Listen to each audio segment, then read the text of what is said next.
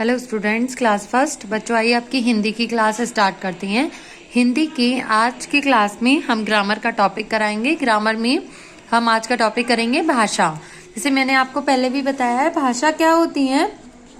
जब अपनी बात हम दूसरों तक पहुंचाते हैं और दूसरों की बात खुद समझते हैं तो वो क्या कहलाती है? हमारी भाषा। जैसे मैं अगर कुछ भी बोल रही हूँ तो आपके पास वो बात पहुंच रही है, तो किसके जरिए पहुंच रही है? भाषा के जरिए, है ना। एक भाषा के माध्यम से हम अपनी बात दूसरों तक पहुंचाते हैं और दूसरों की बात खुद समझते हैं।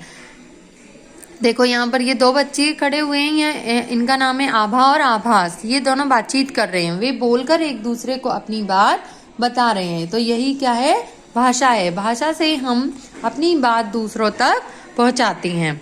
अच्छा, इसमें भी क्या होता है? जब हम बोलकर अपनी बात कहते हैं या सुनकर किसी की बात समझते हैं, मीन्स वही बात हो गई कि हम बोल रहे हैं और दूसरा जो भी व्यक्ति है वो सुन रहा है, तो तब यह कौन सी भाषा कहलाती है? मौखिक भाषा कहलाती है।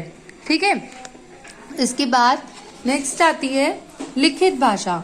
लिखित भाषा क्या होती है? जब भी हम किसी बात को लिखकर बता रहे हैं तो वो हमारा कौन सा रूप होता है? लिखित भाषा रूप होता है ना। लाइक हम किसी को लेटर लिख कर दे रहे हैं, है ना, या क्लास में टीचर पढ़ा रहे हैं, या हम मैसेज में कुछ टाइप करके भेज रही हैं, तो हम लिख कर भेज रहे हैं ना। तो लिखकर किसी की बात को बताना, लिखकर और पढ़कर समझना ही भाषा का कौन सा होता है? लिखित रूप होता है। ठीक है।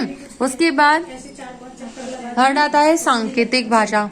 सांकेतिक भाषा कौन सी होती है? जो इशारों में हम एक दूसरे से बातें करते हैं। इशारे से बात करना और समझना ही सांकेतिक भाषा कहलाता है। वैसे तो अधिकतर भाषा के दो ही रूपों का प्रयोग होता है, मौखिक भाषा और लिखित भाषा। लेकिन सांकेतिक भाषा बस या तो ट्रैफिक सिग्नल पे, जहाँ पे पुलिस खड़ी होती है, ट्रैफिक पुलिस, तो वो देखो इशारे से कहती है ना कि इधर साइड जाइए, इधर जाइए, वैसे बोलते तो नहीं है ना, तो वो भी हमारी क्या होती है? सांकेतिक भाषा। अब जैसे यहाँ पे ये क्रिकेट खेले हैं, तो अगर कोई आउट हो जाता है, एम्पायर ऐसे ऊपर फिंगर में भी बता देता है ना कि हाँ आउट है, और अगर नहीं होता है तो भी ऐसे ही बताता है इशारों में, तो वो भी होती है हमारी सांकेतिक भाषा। ठीक है। जहाँ ना तो हम बोलते हैं ना लिखते हैं, ओनली इशारों में बात करते हैं, तो वो हमारी भाषा का सांकेतिक रूप होता है। बस सांकेतिक रूप इतना ही होता है, लेकिन अधिकतर हम मौखिक और लिखित भाषा दो ही भाषा का प्रयोग करते हैं। ठीक है। तो आपको इसके साथ क्या करना है? भाषा की डेफिनेशन याद करनी है और भाषा के प्रकार। ठीक है। मौखिक भाषा, लिखित भाषा और सांकेतिक भाषा, इनको रूपों को लिख कर देखा करो ताकि लिखने में वर्ड में मिस्टेक ना हो। ठीक है। इसके बाद नेक्स्ट टॉपिक है लिंग बदलों का। यहाँ मैंने आपको 15 लिंग बदलों दिए हैं, आप उन्हीं को बार बार रिवाइज करेंगे। ये आप दोबारा अपनी कॉपी में नोट डाउन कर लेंगे। हो सकता है पहले जो नोट डाउन हो उसमें एक दो इसमें मिसिंग हो, और क्या पता वही एग्जाम में आ जाए, है ना। तो इसमें से जितने भी इसमें लिख रहे हैं तो आप 4-4 करके या 5-5 करके डेली इनको लर्न करिएगा। ठीक है।